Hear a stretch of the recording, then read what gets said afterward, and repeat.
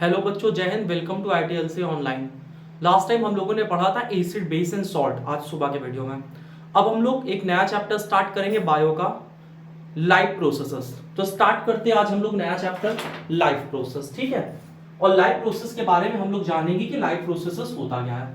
तो स्टार्ट करते हैं हम लोग लाइफ प्रोसेसेस। Life processes.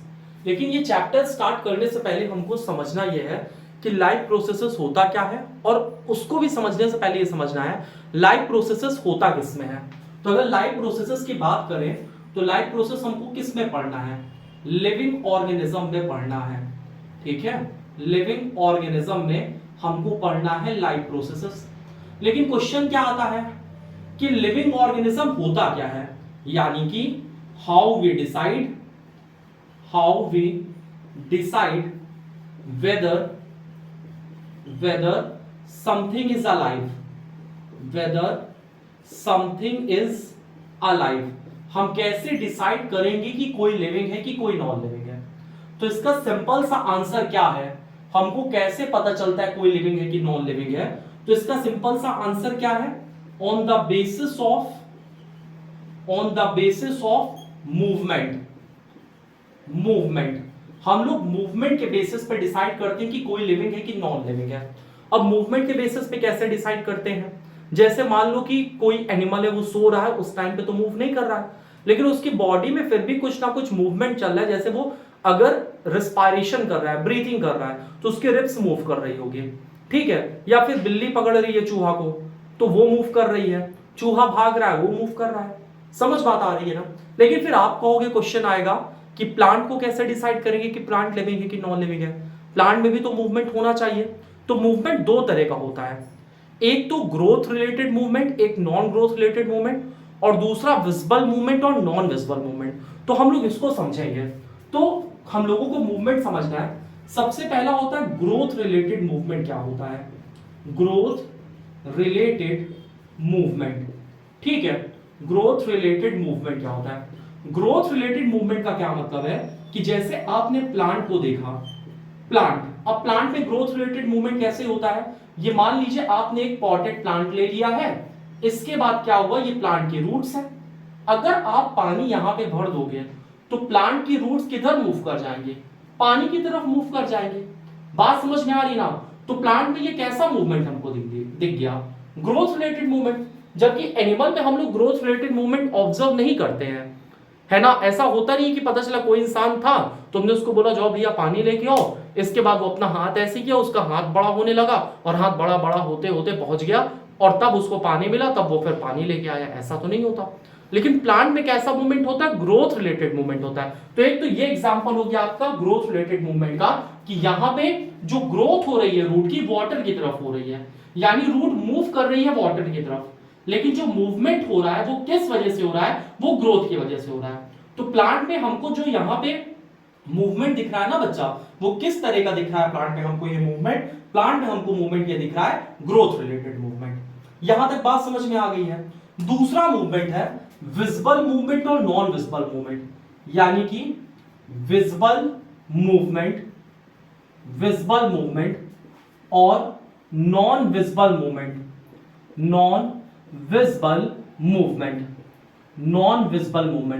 अब विजिबल और नॉन विजिबल मूवमेंट का मतलब क्या है? और एक और ग्रोथ रिलेटेड मूवमेंट हम लोग एग्जांपल देख लेते हैं। एक और ग्रोथ रिलेटेड मूवमेंट का एग्जांपल, यहां पे आपने सीड लगाया जमीन के नीचे।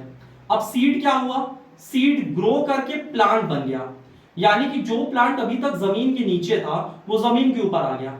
ये भी तो मूवमेंट हुआ ना, नीचे से ऊपर। और ये भी कैसा हुआ? ग्रोथ रिलेटेड मूवमेंट हुआ। इसके बाद विजिबल मूवमेंट क्या होता है, नॉन विजिबल मूवमेंट क्या होता है? अगर हम लोगों की बात करें, जैसे हम लोग दौड़ते हैं, चलते हैं, तो हम लोग विजिबल मूवमेंट करते हैं। या फिर आपने देखा कड चिविंग एनिमल में भी कैसा मूवमेंट हो रहा है? विजिबल मूवमेंट हो रहा है। कड चिविंग एनिमल क्या होता है? आपने गाय को देखा, गाय अपना मुंह चलाती रहती है ना। तो वो कड चिव कर रही है, क्योंकि गाय के पेट में 4 चैम्बर होता है, र्यूमेन, रेटिकुलम, ओमेसम, ओबेमेसम। तो होता क्या है कि जब गाय खाती है तो उसको सेलुलोज डाइजेस्ट करना पड़ता है। तो सेलुलोज डाइजेस्ट करने के लिए वो क्या करती है? अपने एक चैम्बर में रख लेती है फूड, इसके बाद फिर से उसको लाके चबाती है। तो ऐसे एनिमल को कर्ड चिविंग एनिमल बोलते हैं, ठीक है। तो इन सब में आपको कैसा मूवमेंट दिखता है? विजिबल मूवमेंट दिखता है। लेकिन वहीं पे नॉन विजिबल मूवमेंट आपको कहां पे दिख रहा है? जैसे प्लांट में भी नॉन विजिबल मूवमेंट होता है, ठीक है। एक तो यहां ग्रोथ रिलेटेड मूवमेंट है, साथ साथ में नॉन विजिबल मूवमेंट। अगर प्लांट खड़ा तो प्लांट आपको चलता हुआ तो दिखेगा नहीं। इसके साथ साथ में हम लोगों में भी नॉन विजिबल मूवमेंट कुछ होते हैं। कैसे हमारे में नॉन विजिबल मूवमेंट होते हैं? जैसे अभी हमारे बॉडी में ऑक्सीजन ट्रांसपोर्ट हो रहा है, या फिर हमारे बॉडी में ग्लूकोज ट्रांसपोर्ट हो रहा है। तो ऑक्सीजन ट्रांसपोर्ट हो रहा है, ग्लूकोज ट्रांसपोर्ट हो रहा है, लेकिन आपको दिख रहा है कि ट्रांसपोर्ट हो रहा है? नहीं दिख रहा है। तो ये कैसे मूवमेंट हो गया? नॉन विजिबल मूवमेंट हो गया। और नॉन विजिबल मूवमेंट किस चीज के हो रहे हैं?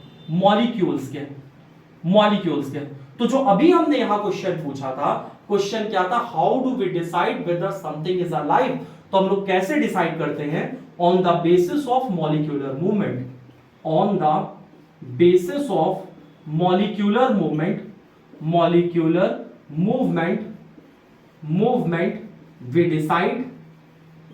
we decide whether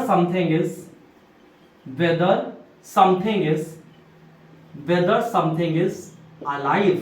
यानी कि मॉलिक्यूलर मूवमेंट के बेसिस पे हम डिसाइड करते हैं कोई लिविंग है कि कोई नॉन लिविंग है। लेकिन अब एक स्पेशल केस आप देखोगे वायरस का। वायरस की क्या खास बात होती है? वायरस जब तक हमारी बॉडी के अंदर रहेगा तब तक मॉलिक्यूलर मूवमेंट शो करता है, लेकिन जब वायरस हमारी बॉडी के बाहर रहता है तो वो मॉलिक्यूलर मूवमेंट शो नहीं करता, ठीक है। तो वायरस क्या होता है? ये कंट्रोवर्सी है या एक्सेप्शन है? एक्सेप्शन है। वायरस के बारे में क्या खास बात है? Virus show molecular movement.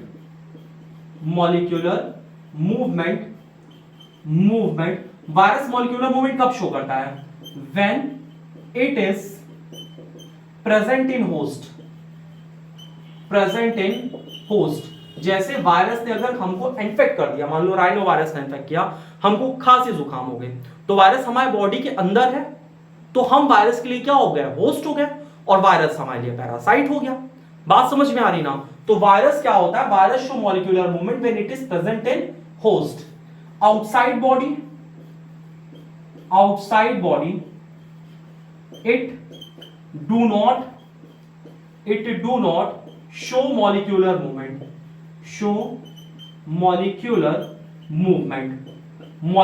movement। यानी कि बॉडी के बाहर वायरस मॉलिक्यूलर मूवमेंट शो नहीं करता। तो हम वायरस को क्या बोल सकते हैं? वायरस इज कनेक्टिंग लिंक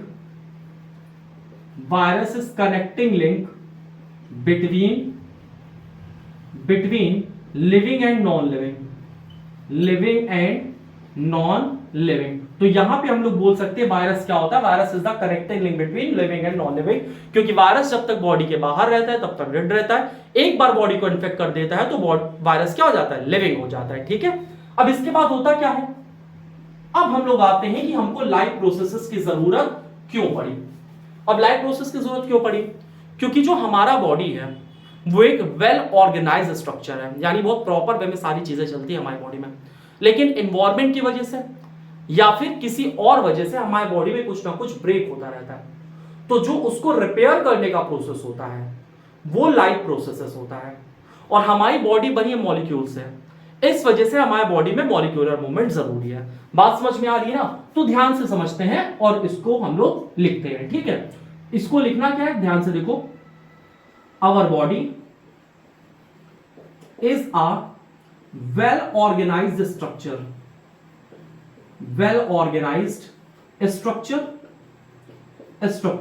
हमारा बॉडी एक वेल ऑर्गेनाइज्ड स्ट्रक्चर है, but due to environment it break. लेकिन एनवायरमेंट की वजह से इसमें ब्रेक हो जाता है, यानी कुछ ना कुछ प्रॉब्लम होती है, ठीक है। या फिर ये डैमेज होता है, so we have to repair it. तो हमको इसको रिपेयर करने की जरूरत है। यहां तक बात समझ में आ रही है? और हमारा बॉडी किस चीज से बना है? बायोमोलिक्यूल से बना है ना? तो our body is made up of is made up of molecules, molecules हमारा बॉडी मॉलिक्यूल से बना है, and these molecule move in our body. ठीक है, तो हमारा बॉडी किससे मिलकर बना हुआ है? मॉलिक्यूल से मिलकर बना हुआ है। And molecule move in our body, और मॉलिक्यूल हमारे बॉडी में हमेशा मूव करते रहते हैं। तो जब जहां पे जो डैमेज होता है तो वो मॉलिक्यूल उसको सिंपली जाके क्या करते हैं? रिपेयर कर देते हैं। बात समझ में आ रही है ना? अभी तक हमने क्या क्या पढ़ा, ध्यान से देखो। आपके एनसीईआरटी का एक पैराग्राफ कंप्लीट हो गया। एक पैराग्राफ मतलब जो एक पेज है, लाइफ प्रोसेसेस के ऊपर वाला पार्ट, वो पूरा कंप्लीट हो गया। हमने क्या पढ़ा, ध्यान से देखो। लाइफ प्रोसेसेस हमको पढ़ना किसमें? सबसे पहले लिविंग ऑर्गेनिज्म में पढ़ना है। सवाल क्या उठता है? How we decide whether something is alive. हम कैसे डिसाइड करते हैं कोई लिविंग है कि नॉन लिविंग है? On the basis of molecular movement. अब molecular on the basis of movement, हम पहले मूवमेंट के बेसिस पे डिसाइड करते हैं। लेकिन मूवमेंट एक ग्रोथ रिलेटेड होता है, एक नॉन ग्रोथ रिलेटेड मूवमेंट होता है। और ग्रोथ रिलेटेड मूवमेंट मेनली हमको प्लांट में दिखता है। हमने देखा कि रूट्स जा रही हैं किधर साइड? वाटर साइड पे। लेकिन रूट्स ऐसा तो होता नहीं कि ऐसे रूट से फिर ऐसे मूव कर गई। रूट्स ग्रो कर गई तो जाएंगी, तो ग्रोथ रिलेटेड मूवमेंट हो गया। इसी तरह जब आपने सीड को नीचे लगाया था तो सीड नीचे से ऊपर आ गया, तो ये भी कैसा मूवमेंट है? ग्रोथ रिलेटेड मूवमेंट है। इसके साथ साथ में और कैसा मूवमेंट होता है? विजिबल और नॉन विजिबल मूवमेंट होता है। विजिबल मूवमेंट जैसे हमने देखा कि इंसान है, चिल्ला रहा है, कुछ बोल रहा है, तो विजिबल मूवमेंट है। या इंसान किसी को पकड़ रहा है, विजिबल मूवमेंट है। या अभी हम आपके सामने बोल रहे हैं, विजिबल मूवमेंट है। बात समझ में आ रही ना? या कर्ड चीविंग एनिमल जो होते हैं वो मूव कर रहे हैं, तो विजिबल मूवमेंट होता है। लेकिन नॉन विजिबल मूवमेंट भी होता है, हमारे में भी होता है, प्लांट में भी होता है। हमारे में कैसे होता है नॉन विजिबल मूवमेंट? जैसे हमारे बॉडी में ऑक्सीजन मूव कर रहा है, मॉलिक्यूल्स मूव कर रहे हैं, तो नॉन विजिबल मूवमेंट है ना? और प्लांट में भी नॉन विजिबल मूवमेंट होता है। तो हम कैसे डिसाइड करेंगे कि कोई लिविंग है, नॉन लिविंग है? तो इसको डिसाइड करने का सिंपल सा तरीका है on the basis of molecular movement. यानी कि अगर हमको डिसाइड करना है कि कोई लिविंग है कि नॉन लिविंग है, तो उसमें मॉलिक्यूलर मूवमेंट होना चाहिए। इसके बाद एक्सेप्शन क्या है मॉलिक्यूलर मूवमेंट का? वायरस। जब तक वायरस बॉडी के अंदर रहेगा तब तक मॉलिक्यूलर मूवमेंट शो करेगा। बॉडी के बाहर जाती वायरस मॉलिक्यूलर मूवमेंट शो करना बंद कर देता है। तो virus is the connecting link between living and non living. इसके बाद क्या है? हमारी बॉडी एक वेल ऑर्गेनाइज्ड स्ट्रक्चर है, लेकिन एनवायरनमेंट की वजह से ये ब्रेक होती रहती है और डैमेज होती रहती है। तो हमको इसको रिपेयर करना है। हमारा बॉडी मॉलिक्यूल से बना है, तो मॉलिक्यूल को हमको बॉडी में लगातार घुमाना है। यानी लगातार हमारे बॉडी में मॉलिक्यूल मूव करते रहते हैं, और जब जिस जगह रिपेयर होने की जरूरत होती है वो चीजें रिपेयर हो जाती है। अगला टॉपिक अब हम लोग समझते हैं लाइफ प्रोसेसेस की डिफिनीशन के बारे में हम लोग पढ़ते हैं। ठीक है, तो अब हम लोग लाइफ प्रोसेसेस की डिफिनीशन देखेंगे कि लाइफ प्रोसेसेस होता क्या है। तो लाइफ प्रोसेस क्या होता है? The maintenance process in living organism, the maintenance processes in living organism, in living organism is called life processes, life processes। तो लाइफ प्रोसेस बच्चा सिंपल सा क्या होता है?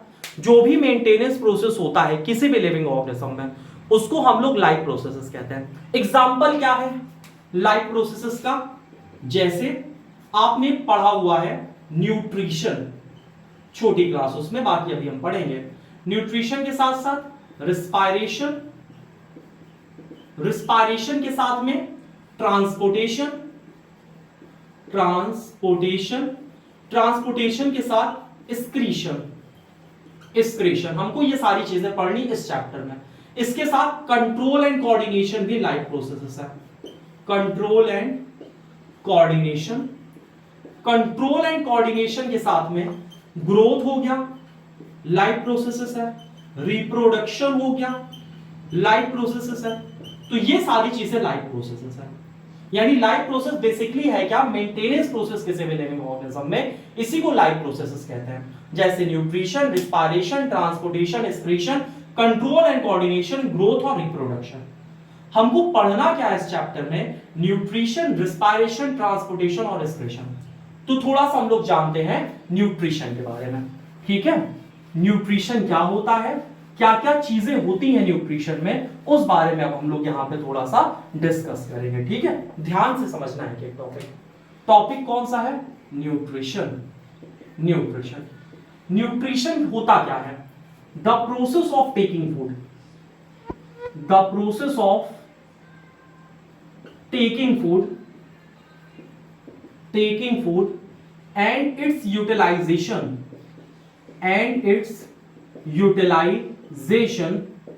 is called nutrition. ठीक है, तो न्यूट्रिशन क्या होता है? Process of taking food and its utilization, खाने को लेना और उसको यूज कर लेना, यही होता है न्यूट्रिशन. यहां तक कोई प्रॉब्लम नहीं है. मोर न्यूट्रिशन आपने अभी क्या पढ़ा? Process of taking food and its utilization is known as a nutrition. आपको ऑटोट्रॉपिक न्यूट्रिशन पढ़ना है, हेटेरोट्रॉपिक न्यूट्रिशन पढ़ना है. इसके साथ में आपको यह भी समझना है न्यूट्रिशन में होता क्या है. जब प्लांट में न्यूट्रिशन प्लांट लेते हैं तो प्लांट क्या करते हैं? जो भी इनऑर्गेनिक सब्सटेंस होता है उसको किस में कन्वर्ट कर देते हैं? ऑर्गेनिक सब्सटेंस में प्लांट कन्वर्ट करते हैं. और जो न्यूट्रिशन है वो मेनली कार्बन बेस्ड है, कार्बन बेस्ड सोर्स ज्यादातर ऑर्गेनिज्म में न्यूट्रिशन होता है. कार्बन बेस्ड सोर्स कैसे? न्यूट्रिशन मेन क्या है? C6H12O6 ग्लूकोज, क्योंकि ज्यादातर लोग किस पे डिपेंड है? ऑटोट्रॉप्स पे डिपेंड है.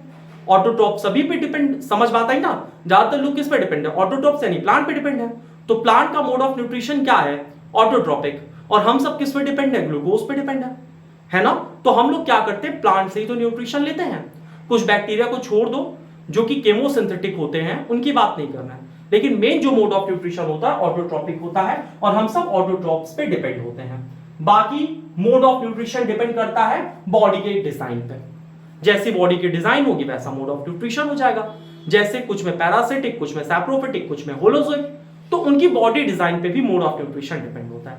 इसके बाद न्यूट्रिशन आ गया एक बार, लेकिन आपको न्यूट्रिशन से एनर्जी निकालनी है और आपको अपने बॉडी के अंदर एक कॉन्टिन्यूअस सोर्स ऑफ एनर्जी को बनाना है जिससे कि आप लिविंग रह सको. तो यहां भी किसका काम आता है? रिस्पायरेशन का. यहां पे काम आता है रिस्पायरेशन का. रिस्पायरेशन क्या होता है? रिस्पायरेशन होता है the process by which energy is released from food. इसी को हम लोग बोलते हैं रिस्पायरेशन. यानी रिस्पायरेशन एक ऐसा प्रोसेस है जिसमें एनर्जी रिलीज होती है फूड से. रिस्पायरेशन में ये रिडॉक्स रिएक्शन होता है. Redox reaction. और साथ साथ में केमिस्ट्री में आपने पढ़ा है ये एक्सोथर्मिक भी होता है. तो रिस्पायरेशन एक्सोथर्मिक रिएक्शन है और रिडॉक्स रिएक्शन है. यहां तक बात समझ में आ गई? रिस्पायरेशन आपको दो पढ़ना है. एक तो पढ़ना है एरोबिक रिस्पायरेशन, दूसरा पढ़ना है एनएरोबिक रिस्पायरेशन. और रिस्पायरेशन कैटाबॉलिक रिएक्शन है.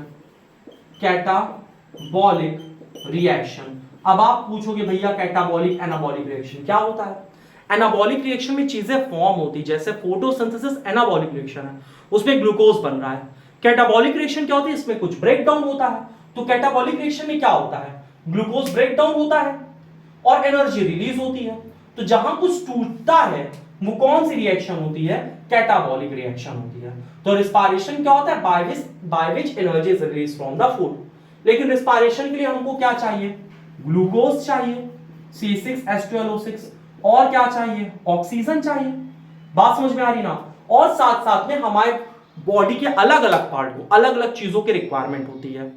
हमारे बॉडी के अलग अलग पार्ट को अलग अलग चीजों क्यों रिक्वायरमेंट होती है?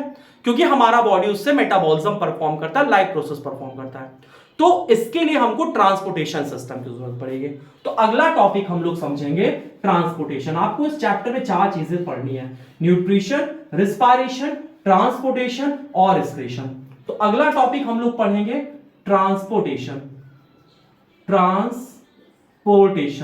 अब ट्रांसपोर्टेशन क्या होता है ध्यान से देखो, और ट्रांसपोर्टेशन की रिक्वायरमेंट क्या क्या होती है. तो ट्रांसपोर्टेशन अगर यूनिसेलुलर ऑर्गेनिज्म की बात करें, तो यूनिसेलुलर ऑर्गेनिज्म में ट्रांसपोर्टेशन कैसे होता है या एक्सचेंज ऑफ सब्सटेंस कैसे होता है? तो यूनिसेलुलर ऑर्गेनिज्म में ट्रांसपोर्टेशन के लिए किसी ऑर्गन की जरूरत नहीं पड़ती. यूनिसेलुलर ऑर्गेनिज्म में क्या होता है? Entire surface is in contact with contact with environment, is in contact with environment. तो यूनिसेलुलर ऑर्गेनिज्म में क्या होता है, जिनका पूरा इंटायर सरफेस होता है किसके कांटेक्ट में होता है, एनवायरनमेंट के कांटेक्ट में।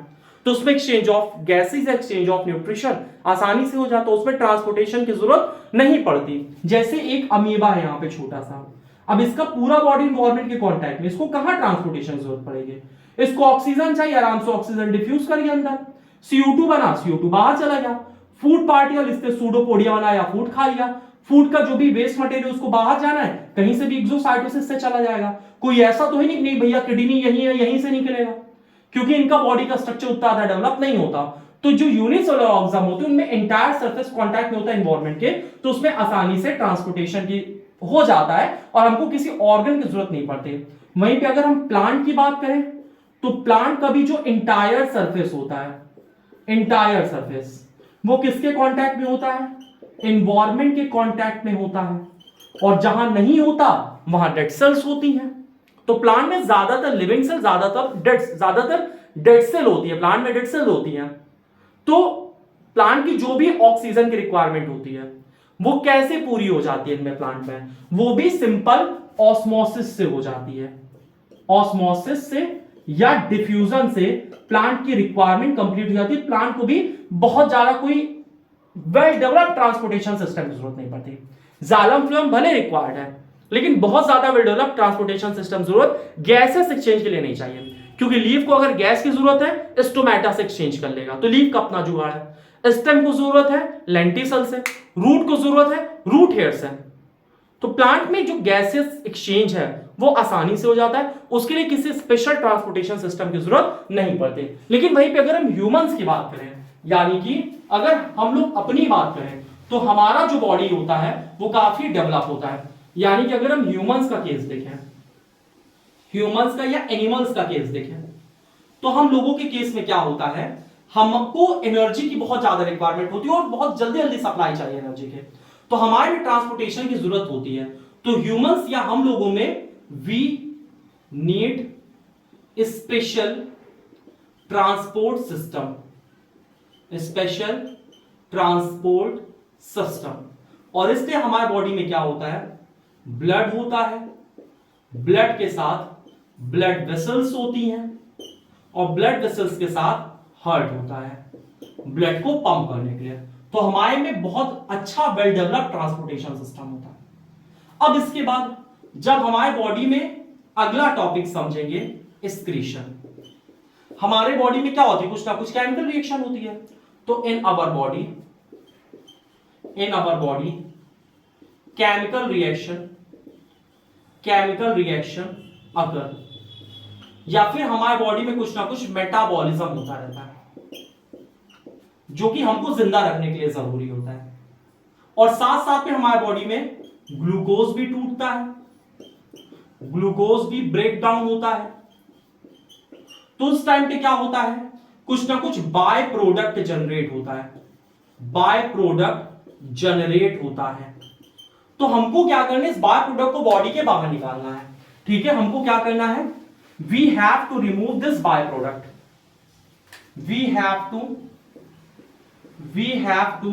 Remove this by product. हमको इस बाय प्रोडक्ट को रिमूव करना है। क्यों रिमूव करना है, because it is harmful to our body, क्योंकि हमारे बॉडी के लिए हार्मफुल है। तो इसको रिमूव करने के लिए हमारे बॉडी में स्पेशल स्ट्रक्चर होता है जिसको बोलते हैं किडनी। किडनी क्या रिमूव करता है, यूरिया रिमूव कर देगा जो कि प्रोटीन के टूटने से आता है। इसके साथ साथ में और क्या रिमूव करता है, एक्स्ट्रा वाटर जो कि आपने पिया हुआ है, इसके साथ एक्स्ट्रा आयंस। बात समझ में आई? इस वजह से हमको स्क्रीटरी सिस्टम की जरूरत पड़ती है। आज हम लोगों ने क्या क्या पढ़ा, आज हम लोगों ने पढ़ा हम कैसे डिसाइड करते हैं कोई लिविंग है कि नॉन लिविंग है, on the basis of molecular movement. Molecular movement का एक्सेप्शन क्या है, वायरस। लाइफ प्रोसेस क्या होता है, मेंटेनेंस प्रोसेस होता है लिविंग ऑर्गेनिज्म में। कितने स्टेप्स, मतलब क्या क्या होता है लाइफ प्रोसेस में, न्यूट्रिशन होता है, रेस्पिरेशन होता है, ट्रांसपोर्टेशन होता है, एक्सक्रीशन होता है, कंट्रोल कोऑर्डिनेशन होता है, ग्रोथ होता है, रिप्रोडक्शन होता है। इसके बाद लाइफ प्रोसेसेस में न्यूट्रिशन में क्या होता है? Nutrition the process by which living organism take food and utilizes, इसको क्या कहते हैं? न्यूट्रिशन कहते हैं। इसके बाद न्यूट्रिशन के बाद हमको क्या पढ़ना है? रिस्पायरेशन, एनर्जी निकाल दो फूड से। रिस्पायरेशन के बाद ट्रांसपोर्टेशन, यानी जो बन गया उसको ट्रांसपोर्ट तो करो, एनर्जी ट्रांसपोर्ट तो करोगे बॉडी में, आयंस ट्रांसपोर्ट करोगे और वेस्ट प्रोडक्ट ट्रांसपोर्ट करोगे कि एक्सक्रीटरी ऑर्गन के पास पहुंच जाए। इसके बाद एक्सक्रीशन में क्या होता है? जो भी वेस्ट प्रोडक्ट होता है उसको बॉडी के बाहर निकाल देते हैं, जिससे कि हमारा बॉडी प्रॉपर वे में चलता रहे और हमारा बॉडी होम्योस्टेसिस मेंटेन करे। आई होप आपको ये चीजें समझ में आई होंगी। अब हम लोग थोड़ा सा कुछ क्वेश्चन आंसर देख लेते हैं, क्वेश्चन आंसर और उसको समझ लेते हैं, क्योंकि एनसीईआरटी में इसके बाद जस्ट क्वेश्चन आंसर ही दिया हुआ है। पहला क्वेश्चन क्या है, ध्यान से समझना। Why is diffusion insufficient to meet oxygen requirement of multicellular organism like humans? इसका आंसर क्या है? हमारे बॉडी का वॉल्यूम बहुत ज्यादा होता है और हमारा बॉडी का इंटायर सरफेस एनवायरनमेंट के कांटेक्ट में भी नहीं होता, और डिफ्यूजन स्लो प्रोसेस है। इस वजह से हमारे बॉडी में डिफ्यूजन से ऑक्सीजन की रिक्वायरमेंट फुलफिल नहीं होती है। इसके बाद दूसरा क्वेश्चन है, what criteria do we use to decide whether something is a life on the basis of life processes? Life process के बेसिस पे हम डिसाइड करते हैं कोई लिविंग है कि नॉन लिविंग है, क्योंकि जो नॉन लिविंग है, नॉन लिविंग में लाइफ प्रोसेसेस नहीं होता है। इसके बाद तीसरा क्वेश्चन है, what are outside raw material used by an organism? बाहर के रॉ मटेरियल क्या क्या चाहिए ऑर्गेनिज्म को जिंदा रहने के लिए? तो प्लांट को क्या चाहिए? वाटर चाहिए, ऑक्सीजन चाहिए, कार्बन डाइऑक्साइड चाहिए और कुछ आयंस चाहिए जो कि वो सॉइल से अब्सॉर्ब कर लेता है। जबकि हमको क्या क्या चाहिए? Carbohydrate, fat, protein, vitamin, mineral, roughage, water, है ना? तो ये सारी चीजें हमको चाहिए। इसके बाद what processes would you consider essential for maintaining life? Simple सा आंसर है life processes, nutrition, respiration, transportation, excretion. बात समझ में आ रही है ना? तो आज की क्लास हम लोग इतनी ही करते हैं, बाकी कल हम लोग कंटिन्यू करेंगे केमिस्ट्री भी और बायो भी। तब तक के लिए जय हिंद।